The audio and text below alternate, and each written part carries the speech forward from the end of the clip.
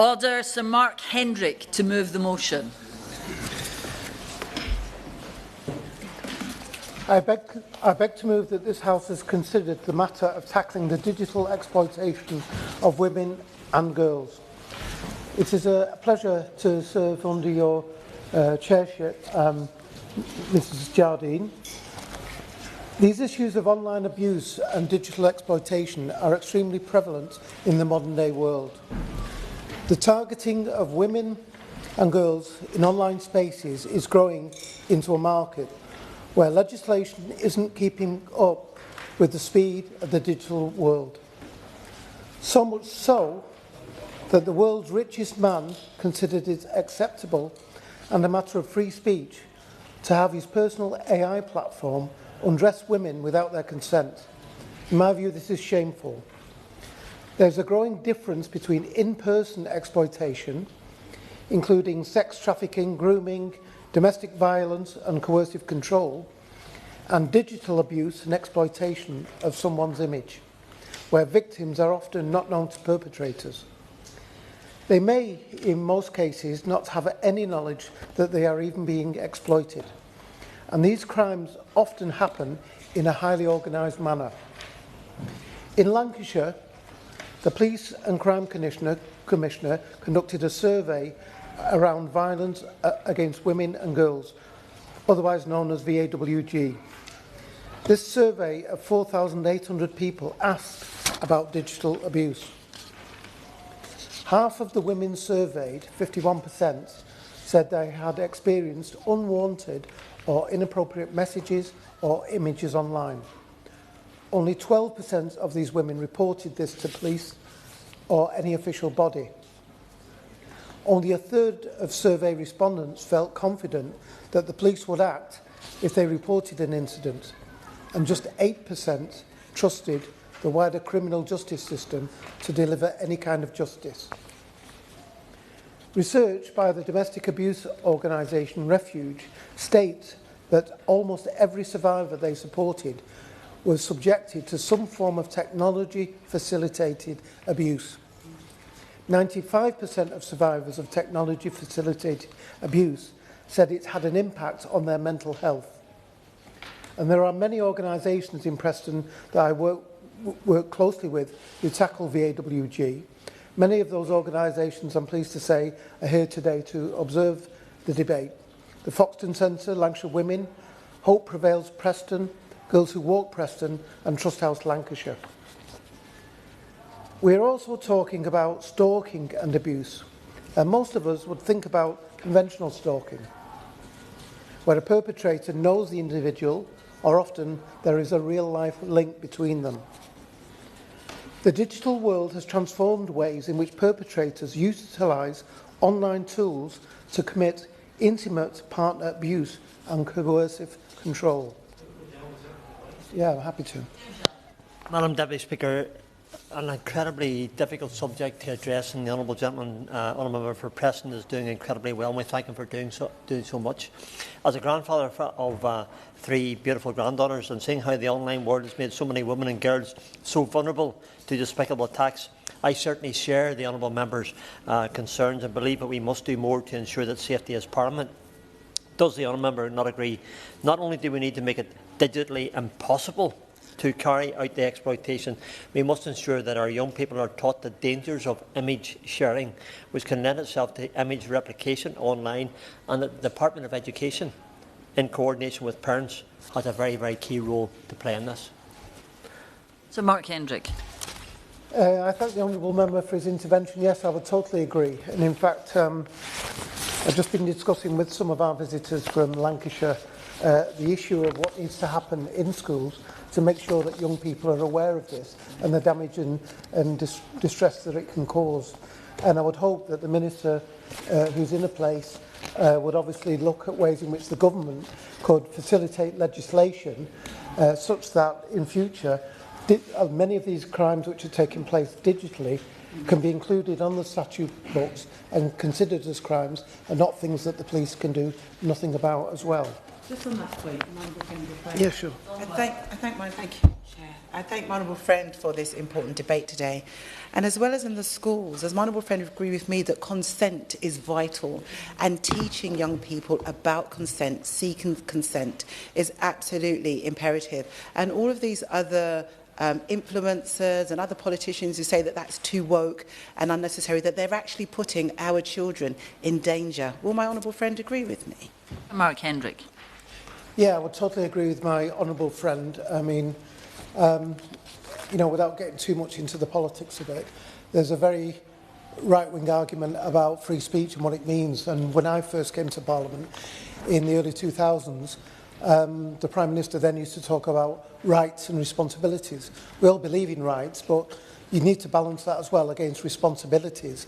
And the idea that you can just print somebody's image or send somebody's image and not take responsibility for the consequences of that, I think is ridiculous. And a lot of the free speech arguments at the moment don't really give that balance and take account of the fact that we need to make sure that young people and older people who are carrying out these acts know fully what they're doing, are willing to take responsibility for it, and that the legal system is equipped to deal with it.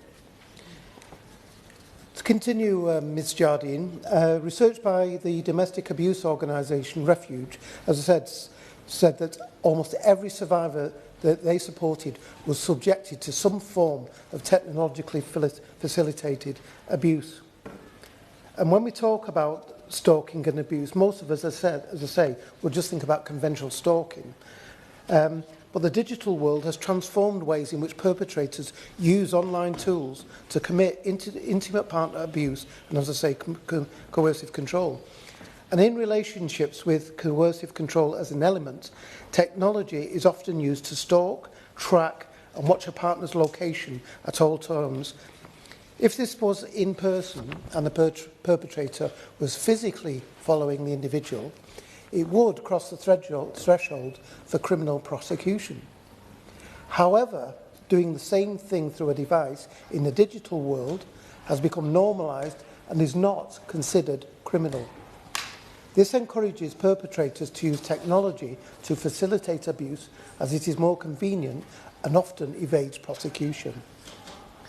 Tech devices such as Ring doorbells, AirTags and cloning devices are used to track and further stalk victims. In-person stalking is facilitated by the introduction of such devices. Lancashire Constabulary has acknowledged the increasing use of social media and messaging apps in coercive control cases. And all police forces in the North West report a year-on-year increase in digital elements within the VAWG cases.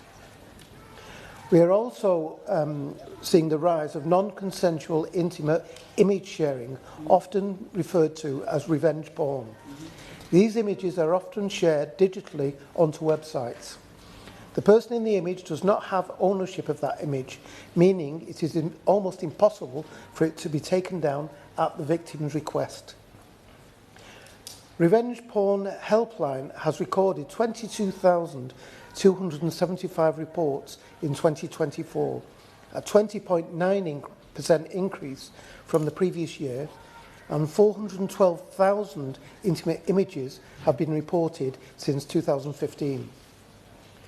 We have also seen an increase in online stalking, often through social media, catfishing and doxing, to share personal information such as addresses, workplaces, children's schools, benefits, immigration status and much more.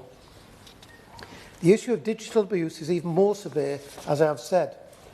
The perpetrators are often unknown individuals or organisations. It utilises online means like dark web markets and unregulated servers. Strangers are obtaining images of women and monetising them. And some of the images are obtained or created to order. The increased use of AI to create deep fakes, undress victims and place false bodies onto victims' faces are becoming rife. There is also a market for perpetrators to obtain lists of leaked passwords which can then be used to hack into victims' personal accounts, where very often there are many personal photographs kept. There are widely used dark web servers which are monetised to exchange explicit images of women and girls. This represents a significant shift from earlier patterns, where such images were more commonly shared privately by an intimate partner within their social circle. In the majority of cases, digital abuse, the victims and perpetrators aren't known to each other. The threat to share images also happens to underage children and girls, including threats to share falsified, AI-created images. This has led to suicide attempts and, tragically, the completion of suicide in some cases. And one of those concerning developments in digital exploitation is under-the-radar abuse, where victims have no idea that their private images have been addressed and accessed, copied or distributed. Increasingly, it involves hacking into personal accounts, breaking into cloud storage, or exploiting security to obtain intimate material without the victim's knowledge or consent. We are aware that this non-consensual distribution of intimate images, even of children, has led to perpetrators planning to gang rape some of the victims in these images. And currently, there is no legal definition of technology-facilitated abuse. I hope the Minister, in her remarks, will address this point. This means that if it can be almost impossible to prosecute, leaving victims without the ability to seek justice before the court, then this is a situation that should not be allowed to happen. Prosecutors have to rely on other legislation which is often outdated and does not take into account the growing digital world. This results in short sentences and no real justice for the victims. The difficulties in prosecution lead to a lack of understanding by both prosecutors and the police, as well as continued offences and reoffending, which pushes victims into stressful situations, contributing to mental health complexities. The volume of cases put to prosecution by the CPS are remarkably low, and convictions are even lower. Although we are seeing an increase in reporting of digital abuse, this often leads to victims feeling disappointed and isolated, as the criminal justice process fails to deliver meaningful outcomes. The Computer Misuse Act 1990 is outdated, and the police are still having to apply the Police and Criminal Evidence Act from 1984 when considering seizing and examining devices. This is also outdated, as mobile phones and cloud-based storage did not exist in the way that they do today. Unfortunately, in some cases, victims need to collate their own evidence, as police forces do not have the adequate training or understanding of the severity of these issues. For example, and there's a representative here today, a member of Girls Who Walk Preston has had a stalker for the last 6 years that the police have been unhelpful with because she has not received death threats. The stalker lives under a different police force and refuses to admit that the accounts belong to them. The victim has been forced to collate her own evidence to prove that the accounts do in fact belong to the stalker. That shouldn't be necessary. It's an outrage that she shouldn't have to endure. I supported a constituent who's been stalked at work, which fell under a different police force again. Again, there was a clear gap in how different constabularies understand and can prosecute these cases. While the picture has been improving in this regard in Lancashire, this is not a countrywide push. Yeah, will do. He's making a very powerful speech, and isn't it also imperative, and I think the government has done some work on this, that especially women who are being stalked, that they need to know who their stalker is, because sometimes they don't know, and it does mean that they could be in a bus stop and the stalker could be behind them and they don't know. So I'm glad that the government has done some work on this, but you're making such a powerful point, and it is important that as technologies change, we need the legislation to keep up with that. I would totally agree with my honourable friend. She makes some very, very strong points, and I concur. While the picture has been improving in this regard in Lancashire, this is not a countrywide push. The examples I have just mentioned highlight the need for consistent and mandatory guidance for all police forces to recognise digital abuse and online stalking and not just take it for granted that there is nothing they can do about it. I call for national mandatory education for all police forces to recognise and deal with victims of digital abuse and exploitation. Exploration of a legal definition of technology-facilitated abuse. The provision of up-to-date legislation for the prosecution of offences that is modernised in line with an ever-evolving digital world. I welcome the commitment by the Honourable Member for Birmingham Yardley to work with technology companies to stop online predators and the spread of explicit images stolen by hacking. I also welcome the Government's commitment in the Crime and Policing Bill to enact a new offence of taking or recording an intimate photograph or film without consent. I would be happy to be of any assistance to the Minister to support this objective, working with my own local police force. I thank you, Ms Jardine, for allowing me this debate. Thank you. Thank you. Can I remind members to bob if they wish to be called in a debate? I'm going to call the front bench at 8 minutes past 5, so if you could please keep down to about 2.5 minutes. Fiona Hobhouse. Thank you, Ms Jardine. I congratulate the Honourable Member for bringing this very important debate to this House. In 2019, I brought forward the upskirting bill. At the time, an alarming number of men did not consider it a harassment or an offence to upskirt a female. Too often, behaviours like upskirting are dismissed as a laugh or not that serious. I reject that entirely. These are not victimless acts. We know that these kinds of violations often cause long-lasting psychological harm to the victims. We must also recognise a strong link between online and offline abuse. After all, it was the offence of upskirting that first led to Dominic Pilico's horrific crimes being brought to light in 2020. And also we know that if perpetrators are getting away with lower-level offences, they then move on to more serious crime. The law must move as fast as technology does. But currently it feels like we are constantly on the back foot, reacting to novel uses of technology that harms women and girls. For example, the recent rise of AI-generated indecent images and deepfakes. We must develop more proactive measures, because by the time we legislate against one form of technology-facilitated abuse, another seems to emerge. It is for Ofcom to hold social media companies to account. But, in my view, they are currently failing to treat the digital exploitation of women and girls with the seriousness it deserves. That is why we Liberal Democrats are calling for a dedicated online crime agency to effectively tackle illegal content and activity online. I hope the government will take this seriously. Another example for technology developing faster than regulation is the rise of covert filming using smart glasses.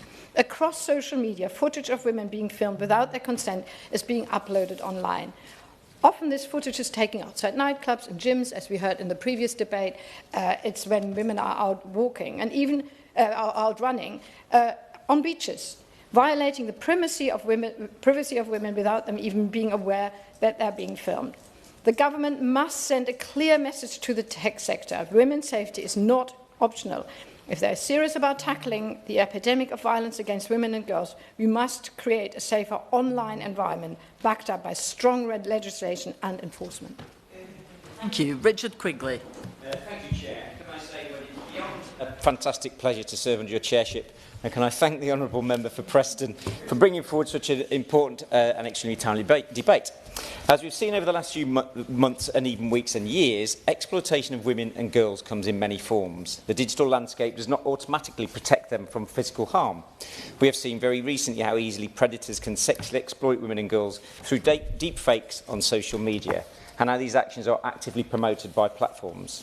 But this exploitation can also translate into the exploitation of physical insecurities, which can lead women and girls down a dangerous and unattainable path. Unrealistic body standards in advertising are not a new phenomenon, but AI has deepened this problem beyond the pale. It now enables girls to be exposed to imagery promoting body types that quite literally defy the laws of physics. This content isn't something they stumble upon. It is actively pushed to them through targeted advertising. Once a social media platform identifies a user as a girl or young woman, the algorithm begins promoting this harmful material directly into their feeds. A recent government report found that 19% of girls aged between 14 and 16 had been exposed to harmful content promoting extreme thinness, nearly 3 times the rate reported by their male classmates. A leaked internal report from Meta goes further, indicating that its eating disorder-related algorithm is more likely to target users who have previously engaged with content about body dissatisfaction. A malicious example of how these companies, who, by the way, are fully aware of these risks, continue to exploit the insecurities of women and girls. Some of the most distressing cases of deepfakes and technology-facilitated sexual abuse have resulted in women losing their jobs, their reputations, and even access to their children. These incidents send an appalling message that perpetrators can wield overwhelming power over their victims, and they confirm the very fears that many survivors live with every day. If social media and AI companies are willing to stand by while their algorithms amplify dangerous eating disorder content and give abusers free rein to harm women and their children, then we must act. This is a significant fight, but is one that I and many of my colleagues are absolutely committed to continuing. If we are not vigilant, we will risk allowing our digital world to be shaped by the misogynistic impulses of figures like Elon Musk and the wider manosphere, rather than building an online world that safeguards and protects women and girls. Thank you. Lola McAvoy, please.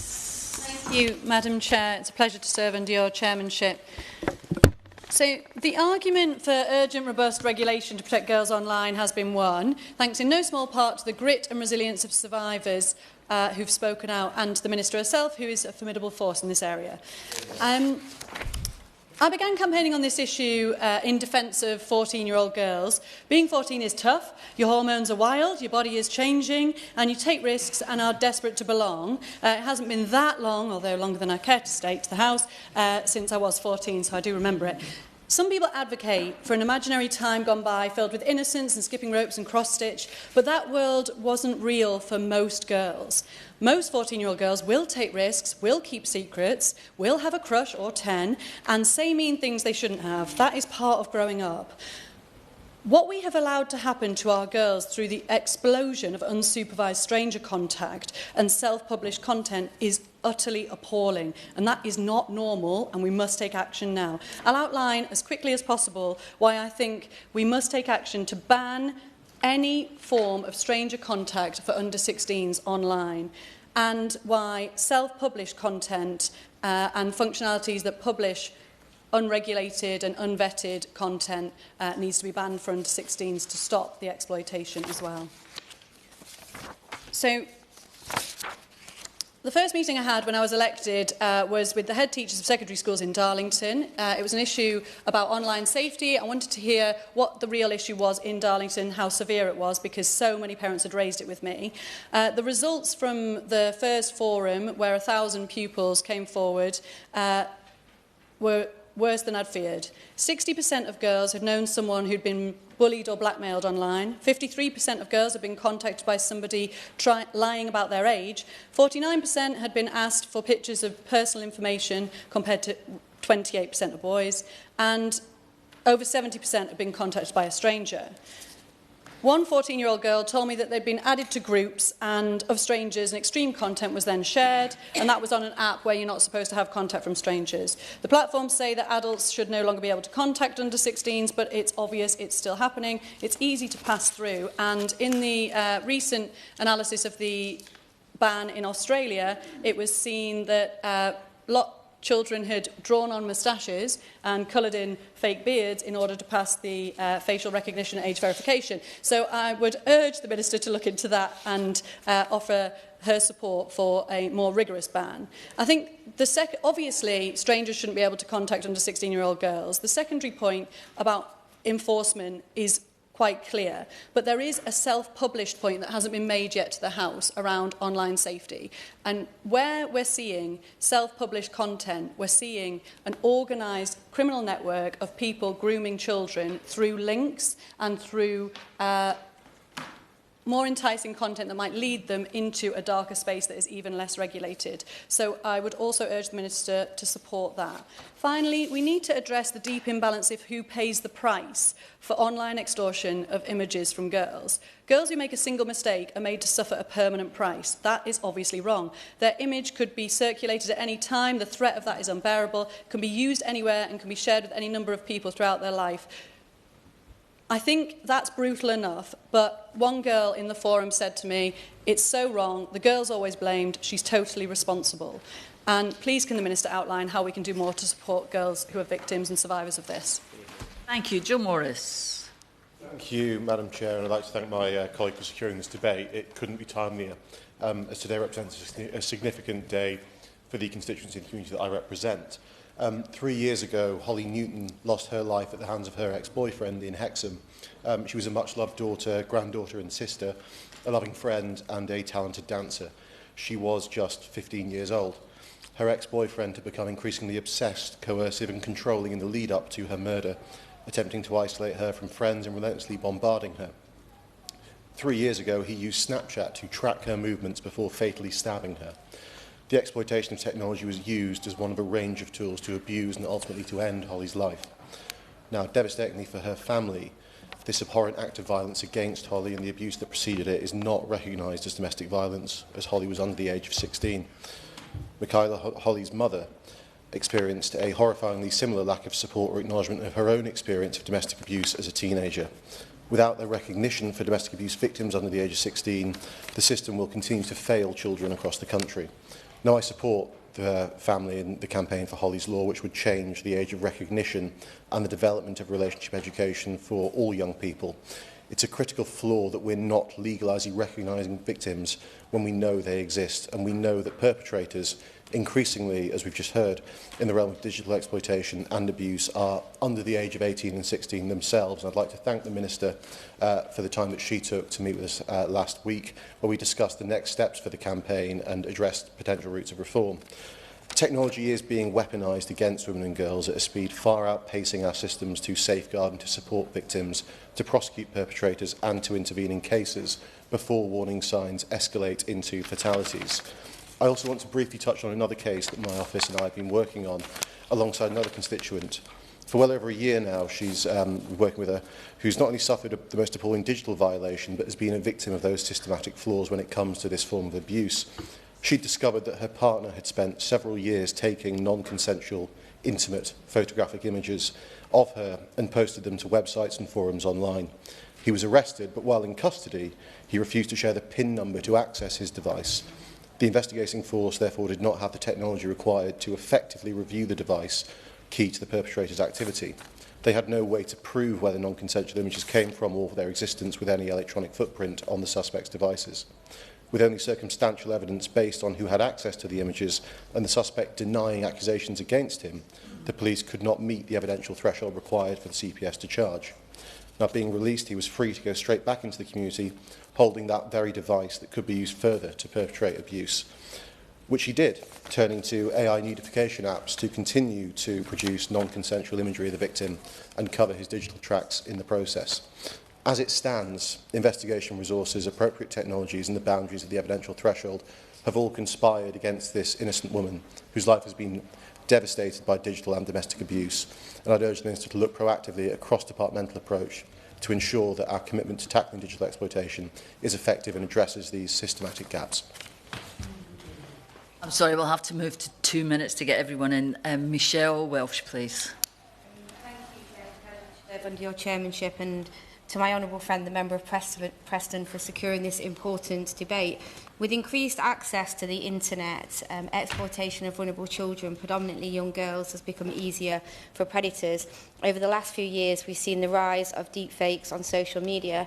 The National Police Chiefs Council estimate they've increased prevalence by 1,780% between 2019 and 2024. And let me be clear, the toxic culture of misogynistic behaviour online is not banter, it is not free speech, it is abuse. We know that the victims of online misogyny, abuse and exploitation are predominantly women and girls, so I welcome the government's bold action in making it a criminal offence to create or request the creation of non-consensual intimate images, because how we respond to this online abuse defines what kind of society we are and what kind of society we are prepared to be, a society that stands up for dignity and equality for all women and girls. The speed in which these images can be produced and shared is truly alarming, and I worry that without the social media platforms taking more responsibility to remove this content from their sites, we will never truly be rid of it. More emphasis needs to be on stopping these predators who create those images and ensuring they can be removed swiftly from sites to protect women and girls. This needs to be backed by legislation. The answer should never be for girls and women to log off or to stay quiet. Exploitation of women and girls online is not inevitable. It's a failure of choice and it's a failure of systems. And if we have the power to design these systems, we have the responsibility to make them safe. Thank you very much. Jazz Athwal, please.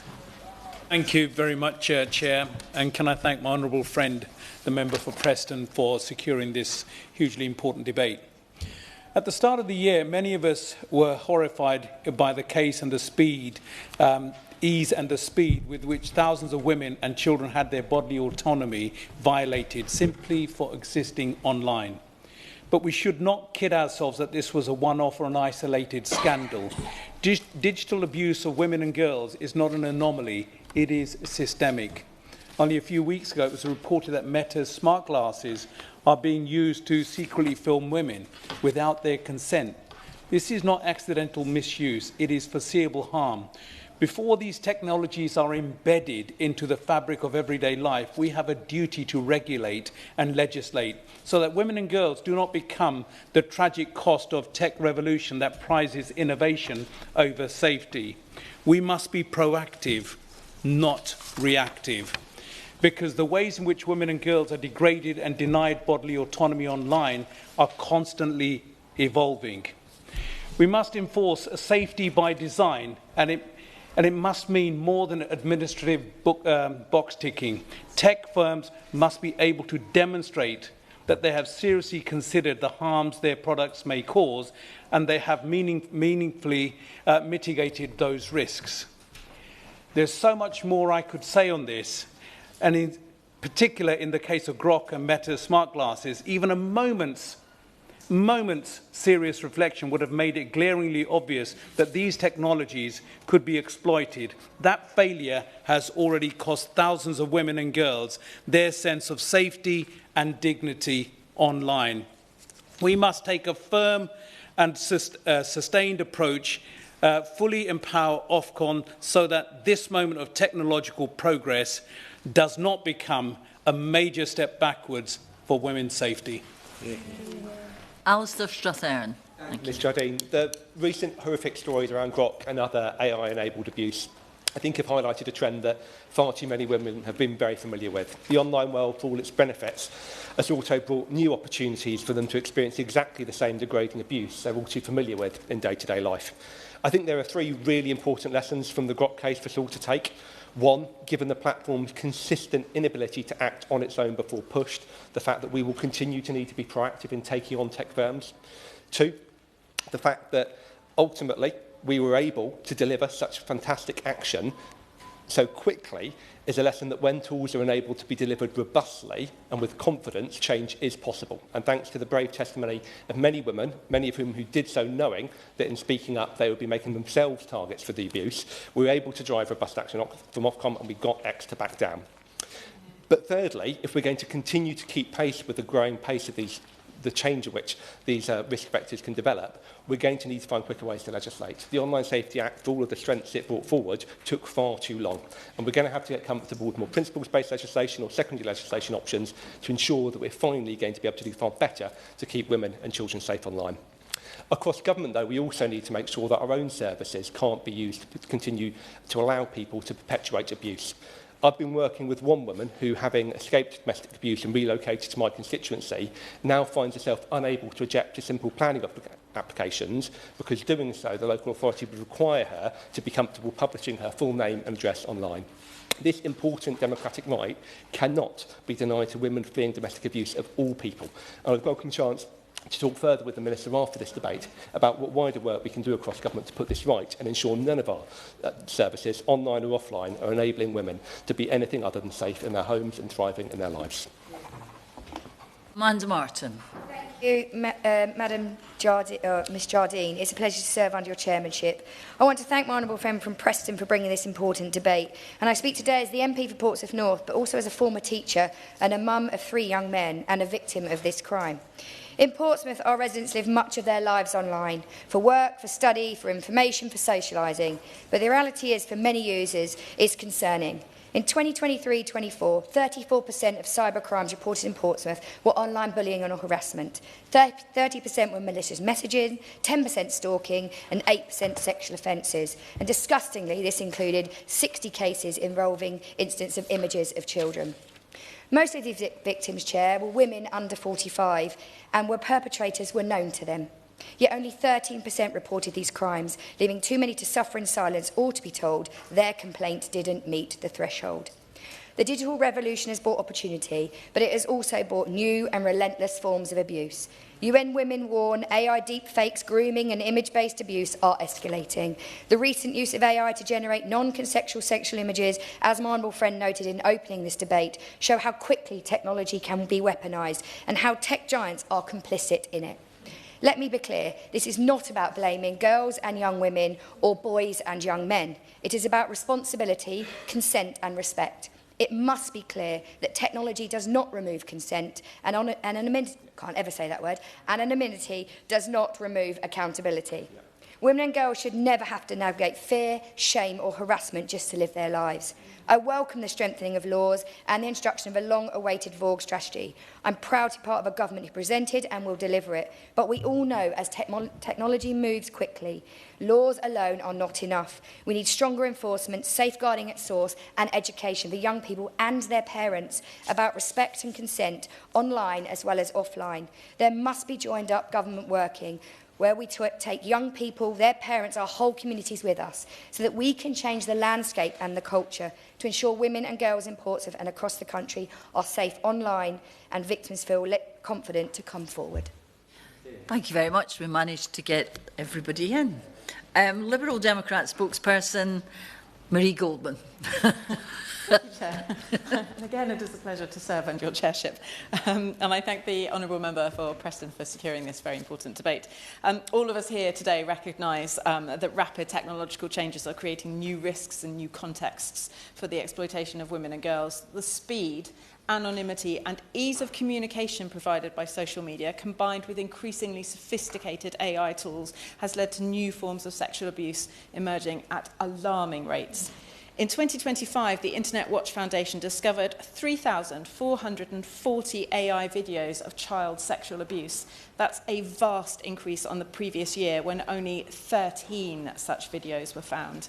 That's why this debate and our swift action is so important. Far more needs to be done to keep women and girls safe online, and doing so is becoming at once more difficult and more urgent by the day.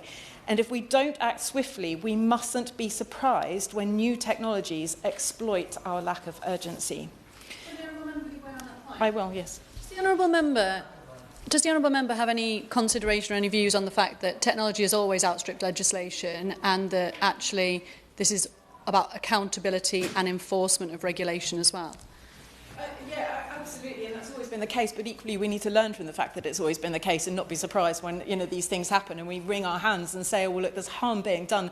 Oh, what could we possibly do about it? We need to think smarter than that, and we need to bring in legislation that actually is much more forward-thinking, is more adaptable and can act more swiftly, is what I would say. As honourable members have already pointed out in this debate, this digital abuse and exploitation is overwhelmingly targeted towards women and girls. Research from Internet Matters found that 99% of new deepfakes are of women and girls. Moreover, according to the Revenge Porn Helpline, 98% of intimate images reported to their service were of women, whilst 99% of deepfake intimate image abuse depicts women. And many AI nudification tools, it was discovered, don't actually work on images of boys and men. We have now reached a point where AI tools embedded within major platforms are themselves capable of producing sexual abuse material, demonstrating serious failings in our current framework. X's AI tool, Grok, is a case in point. We've all talked about this many times before. Grok facilitated the illegal generation and circulation of non-consensual sexualised images, yet Ofcom's response was, I'm afraid to say, woefully slow. The executive summary in the Violence Against Women and Girls strategy stated it would, and I quote, and I agree with this, ensure that the UK has one of the most robust responses to perpetrators of VOG in the world. But we must recognise that Ofcom's response was not wholly robust. We'd have to do something about that. We owe it to women and girls in this country to act sooner and stronger. We need more effective legislation and a regulator that has the capabilities and confidence to take appropriate and crucially swift action. I welcome the move to make the creation of non-consensual intimate AI images a priority offence within the Online Safety Act, but this will only be effective if online platforms and services are held accountable under that Act. My Liberal Democrat colleagues and I have called on the National Crime Agency to launch an urgent criminal investigation into X, I think that should still happen, and treat the generation of illegal sexual abuse material with the seriousness it demands. We must act decisively when social media platforms refuse to comply with the law. It is also time that we introduce age ratings for online platforms with harmful social media limited to over 16s. How can we expect to tackle violence against women and girls whilst the next generation is being drip-fed misogynistic content on social media? I will give way. I thank the honourable member for giving way, and she is right. Would she agree with me that online pornography remains an issue, and it actually is for young boys that watch it? Actually, the statistics are that over 50% of boys aged 11 to 13 have already seen porn, and that is actually shaping their mind as to what consent really is. Does she agree with me that the online pornography needs tackled as well? I thank the honourable member for her intervention. And look, there are so many aspects to this, and what we saw as parents in the kind of fledgling days of social media is not at all what our children are seeing. We need to recognise that and act against it as well. It's already impacting their worldviews, what our children see online. Internet Matters research from 2023 found that 42% of children aged 9 to 16 had a favourable or neutral view of the well-known misogynistic influencer Andrew Tate. I think that's incredibly worrying. They also found that older teenage boys were particularly susceptible. It is abundantly clear that decisive action to tackle the digital exploitation of women and girls is needed across the board. The online harm is genuine harm. We must treat it as such. There is a lot of work to do. I am keen to work cross-party to get it done, and I hope the Minister is too. Thank you very much. Opposition spokesperson Sarah Bull. Thank you, Ms Jardine, and it's a pleasure to serve under your chairmanship. Digital exploitation doesn't exclusively affect women and girls, but it is an issue we must put particular focus on, given that 4 in 5 victims of online grooming are girls. As MPs, we are all aware of the risks and threats that women face in the online sphere, and it is no surprise that the NSPCC found only 9% of girls feel safe in online spaces. The accounts of stalking noted earlier are terrifying, especially with the use of ring doorbells, which are supposed to be designed to keep you safe, and that they would be manipulated that way is horrific. Also, the case of Holly involving Snapchat from the member for Hexhamsea is frankly horrifying. There is no doubt that the complexity of the online world has resulted in significant digital exploitation. At this very moment, there is a production of online content that takes advantage of women for financial gain, which is particularly concerning given that according to Ofcom's 2025 report on the time people spend online, women were spending more hours than men across an array of websites. But we know that the issues around digital exploitation of women and girls is particularly prominent on social media sites. Over half of girls and women report receiving sexist comments about themselves online. This is an issue on an industrial scale. Now, the recent Grok sexual imagery debacle brought this into sharp focus. It demonstrated the dangers posed to women who had not even engaged with the technology. People merely used an existing image to take advantage of technology and spread it using the power of social media. I really do welcome steps to stop it, but are we truly equipped to handle the changing digital landscape in the future? The Online Safety Act introduced key changes to the Sexual Offences Act 2003, which criminalised sharing of images of another person in an intimate state without their consent. The government is now adding provisions to this act that will make it a criminal offence to create non-consensual intimate images. I would like the Minister just to outline whether the government believes this will be sufficient and whether Ofcom has the necessary powers to stop this abhorrent practice. So far, what I've seen from the government is a reactive approach to AI and how it corresponds to women and girls. The technology is, however, though, undoubtedly here to stay. But given the uncertainty of its development, is the Minister confident that its approach is sufficiently agile to prevent those taking advantage of it to exploit women and girls? But AI, as we've said already, is only just one part of the problem. Social media itself is driving much of the digital exploitation against women and girls. Data from 44 forces that was provided to the NSPCC showed that the police recorded 7,263 sexual communications with a child offences in the last year, almost double the number since the offence came into force in 2017-2018. Data from the Crime Survey of England and Wales showed an increase of 6% in child exploitation offences compared to the previous year. This is on top of the evidence that these platforms are linked to double the likelihood of anxiety for girls, and recent data showing that teenage girls who use social media at aged 11 reported greater distrust of other people at aged 14. The problem is only growing. Every day that this government delays is another day that millions of girls are left at risk. So I would say we do not need further reviews or consultations. What we need is a ban on social media for the under-16s. It's time to grip this issue. Of course. The Honourable Lady, because we've got her in this debate talking about this issue, elaborate a little bit more on her definition of social media and her definition of a ban. In terms of the definition of social media, so what I'm meaning is the platforms of Facebook, Snapchat and the others that are available. So we're not talking about WhatsApp because we realise that that is a communication platform that many families use. But we also have to be very careful about how that is used because, again, images can be shared on that function too.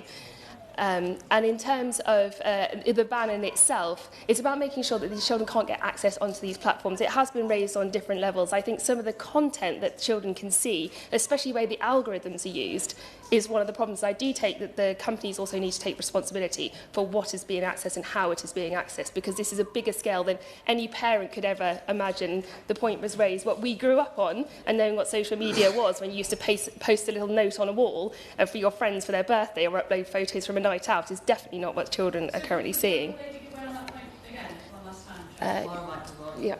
So I suppose my problem with her argument is that with the Honourable Lady's argument is that we've constantly talked about how legislation is lagging behind technological advances, but the solution is to name a number of platforms that are made aware where there's evidence that there's exploitation and crimes and that there's damage, which I do agree with. Is it not better to make some more evergreen legislation, as demonstrated by some of the other members in the House, rather than to write a list of people, of examples that somebody else has come up with? And absolutely, I agree with that. But the thing is that we have to take action now on the ones that we are aware of, and absolutely that we do need to have our legislation to be much more agile for the future. And when I talk about it here, I don't say that this ban will be a silver bullet, but it will certainly protect many girls from digital exploitation. So that is why I do ask that the Minister follows the policy set out by the Conservative Party, which was accepted in the House of Lords to prohibit those under the age of 16 from using social media. If we do not put our children into those arenas, then they are far less likely to experience the opportunities for exploitation that stem from the internet and target the young and the vulnerable. So if the government supports these measures, it could move fast and it could take action now without delay.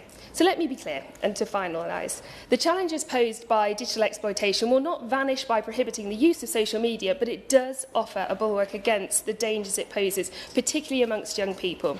If we can allow them to access these platforms when they are more mature and perhaps more educated, we can hopefully achieve reductions in exploitation. Thank you. Minister Jess Phillips.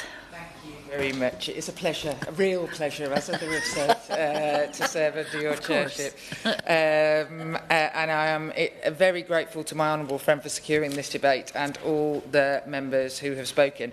I suppose I just want to set out the stall of exactly how I feel about this from the very, very get-go, and that is if you make your money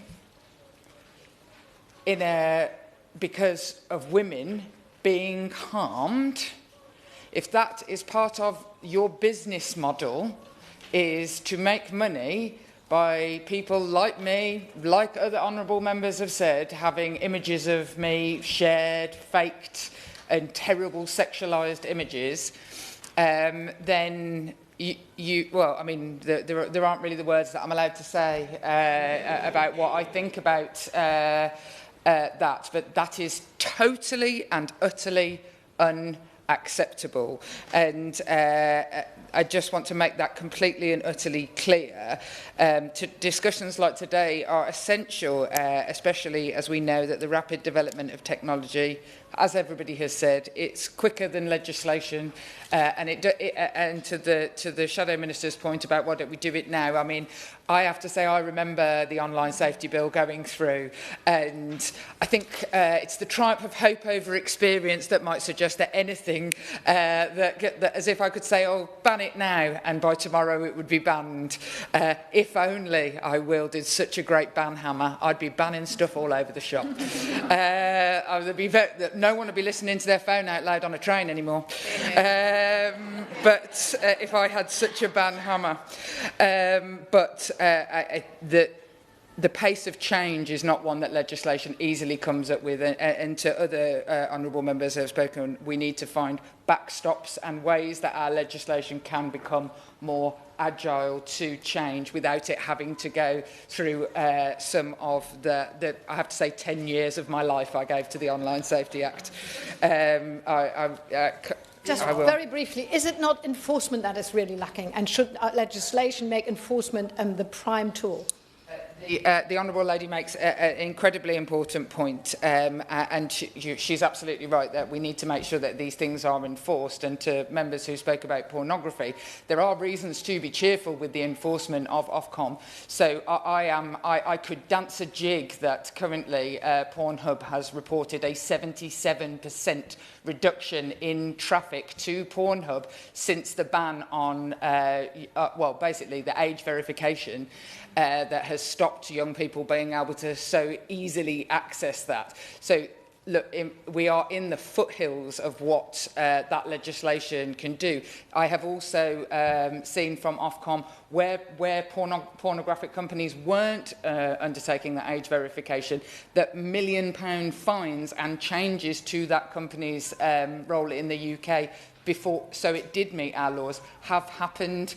And so there are reasons to think that some enforcement, but I absolutely agree that agility of that enforcement, the scale, the scope of that enforcement, these are all things that we are going to have to grapple with. I must come to the points really specifically raised by the Honourable Member for Preston, who, before I came into this debate, my colleague, the Honourable the Minister for Victims, was telling me how amazing him and his office have been around the cases in Preston that he has handled really specifically with regard to online abuses. And I think that people in our constituency offices don't often get praise, but I hear you have a legend who works in yours, is the words that were said to me. He talked about the importance of education in this space and the issue of it being a countrywide push and a change needed across the whole country, and I couldn't agree more.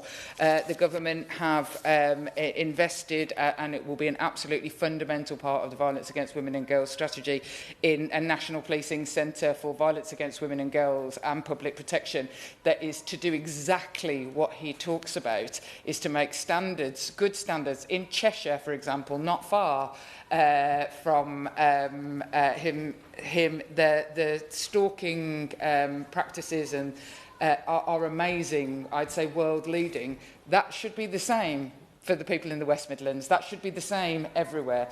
And so on stalking legislation, as the example that he used, making sure that there is standardised systems and standards that police forces have to live by in this, which will absolutely include upskilling policing on the digital elements of these crimes, whether that's in domestic abuse or just if it exists online. Stalking online is as illegal as stalking in real life. Just to be clear, they are the same crime. I think that also he talked about the richest man in the world. I'm not sure there are many people in this building who have quite such a claim against the richest man in the world as me. It is unacceptable that the Grok outcry, which I have to say anyone who has, well, existed online would know, and to the honourable members who have mentioned meta glasses, if I had been in the meeting where they floated the idea of making meta glasses, the very first thing I would have said was, well, these are going to be used to abuse women. So why is that not being baked into the design of such products? One of the things that the Violence Against Women and Girls strategy has absolutely committed to is doing that work around safety by design, like we now take for granted in the car industry. We take for granted the safety features, and they certainly did. If we're talking about what it was like when we were kids versus now, I mean, my dad used to put us in the back of a car and like literally purposefully go around the corners fast so that we'd smack into the window. These things are not acceptable now, and we have like safety that. We have to go on a journey with this technology, but we have to make those things, whether it is your Ring doorbell, which to me is such an obvious way to stalk somebody, or your AirTags. The cases that I see again and again, it doesn't matter what the new technology is, perpetrators of these abuses will find a way to use them for that. And so we need to design in safety functions. And to the honourable member's issue about planning, I absolutely will take that away and make sure and work with him. The government obviously, and I felt pleased, took a strong stance against Grok. And we can see that when we stand together and people speak up, that we can make change in this area, but we need to make sustainable change going forward. And so we absolutely are always looking at legislative changes. And as people have said, there have been a number of those, such as the issue of Grok being added into the Online Safety Act, so that they can be held accountable on the basis of that. The ban will also target, we are banning in the Crime and Policing Bill, notification apps, which I have also had it shown to me that they don't work on men and boys, which I'm glad about for men and boys' sake. But if you're designing something that will only notify women, you've got a problem. I don't know who I'm talking to, but there's something wrong with you. Have a word with yourself, or otherwise we'll have a word with you. This ban will target firms and individuals providing and supplying tools that use AI to turn images of real people into fake nudes. There is a raft of other legislation that we are putting through that we hope will move and shift some of the dial. And obviously in the Violence Against Women and Girls strategy, we have made a very, very clear commitment to ensuring that that we will make it impossible, what is what the Violence Against Women and Girls strategy, for children to take and share naked images of themselves. That is, we will make it impossible for them to do that, because to the members who spoke about the member for Darlington and other members talking about the issue of children being taken from social media onto other platforms. And I have to say, encrypted spaces are the most dangerous for child abuse imagery. But for the Honourable Lady talking about that, 91% of all child sexual abuse images are self-made by children themselves. So this is people who have groomed them, exploited them to make them make images. Maybe that's their peers, but we will not stop this just by looking at new AI. There is an issue with where our children can go, who has access to them. And so I agree with the absolute sentiment of the Honourable Lady on the opposite bench. We have to make sure that we get this right, because the 10 years of the Online Safety Act, the level of detail that went into that, and I have to say the arguments, it's still got all these gaps in it that we are talking about. So we need to make sure that we get this right and we legislate in a way that can be agile for the future. And that is what I think that the government needs to take not too much time, I agree, to make sure that we are doing. I just want to, so others have talked about accountability and the issue of whether actually anyone ever gets punished of these things. And as part of the work that we are doing in the Home Office, we are expanding the use of covert officers to address violence against women and girls and improving the capabilities to counter and reduce the highest harms. We operate a similar system with child abuse online, and we are now doing that for women and girls online as well, recognising the level of organised crime that is behind this. To the Honourable Lady from Bath, the issues of people asleep and being filmed that she talked about, like Giselle Pellicott, these are issues that deserve a police force specifically looking at the covert, and that is what this government is doing. Thank you. Sir Mark Hendrick, extremely briefly to wind up. In about 5 seconds. Well, thank you, Ms Jardine, and thank you to the Minister and all my colleagues for an excellent debate. I think we had a brilliant response from the Minister. I'm sure she's determined to make sure that it can be as safe as possible space for not just women and children, but everybody else as well. Thank you.